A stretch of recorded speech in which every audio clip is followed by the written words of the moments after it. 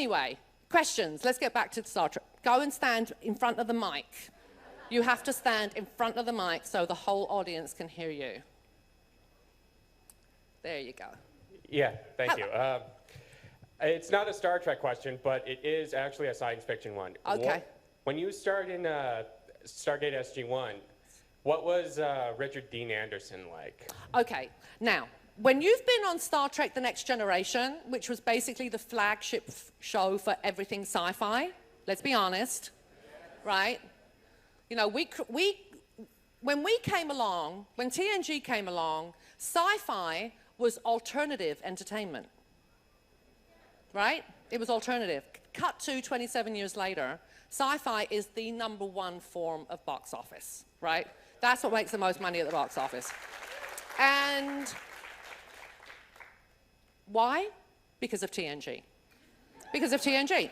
You know, this isn't anything that I've read anywhere. This is my opinion. And I think I'm right. Because I'm a Greek English woman, and we're always right.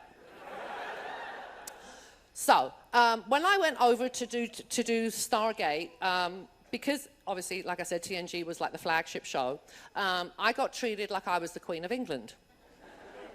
I think people were curtsying even. It was very bizarre. But at the time, Richard Dean had a 2-year-old. His little girl was 2, and it was in his contract that he would leave the set at 6 o'clock, at least to have some time with his kid, which is fantastic. Because a lot of people in Hollywood have children, and they hand them off to a Mexican chick to raise, right? And nothing wrong with Mexican chicks. I'm just saying that's what happens in Hollywood. So to me, that child is an accessory, not actually a proper child. So if you're not going to raise your own children, why are you having them? That's my opinion. You know, I understand if you're poor and you have to work, but actors in Hollywood, if they're working, are not poor, okay? So I don't get it. But anyway, so he was going off with my full blessing to go and be with his daughter. And we were shooting the scene where I arrive in the Jeep to the airplane. And we shot his side, and it was like 5 to 6, and we shot his dialogue, and I saw that his driver was waiting, and I said, Richard, I just saw your driver's here. And he went, no, Marina, I'm not going. And I went, oh, but your driver's here. And he went, oh, no, when we get actors, PC, when we get actors of your caliber, I stay to do my off-camera dialogue. Then what happened? I got so flummoxed. I kept screwing up the lines.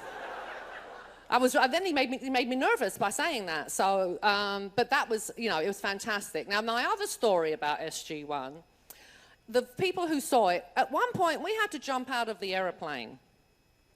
And because SG1 is Air Force, and, you know, it's not set like hundreds of years in the future, they actually had real Air Force guys there as advisors. So, wait a minute, you won't be woohooing at the end of this story. So he comes up to me and he goes, you know, you're wearing a real, like, Russian parachute. Because I had the real ugly Russian helmet. Amanda Tapping had the cute, shiny American helmet. I had the Russian helmet. You look at it, it looks like it was made of duct tape. It had like duct tape all over it. And he said, that's a real parachute that you're, you know, we do everything is authentic on this show. So we're practicing jumping out of the aeroplane onto a pad, you know, onto a mattress pad. So I'm jumping, we have to do this God knows how many times.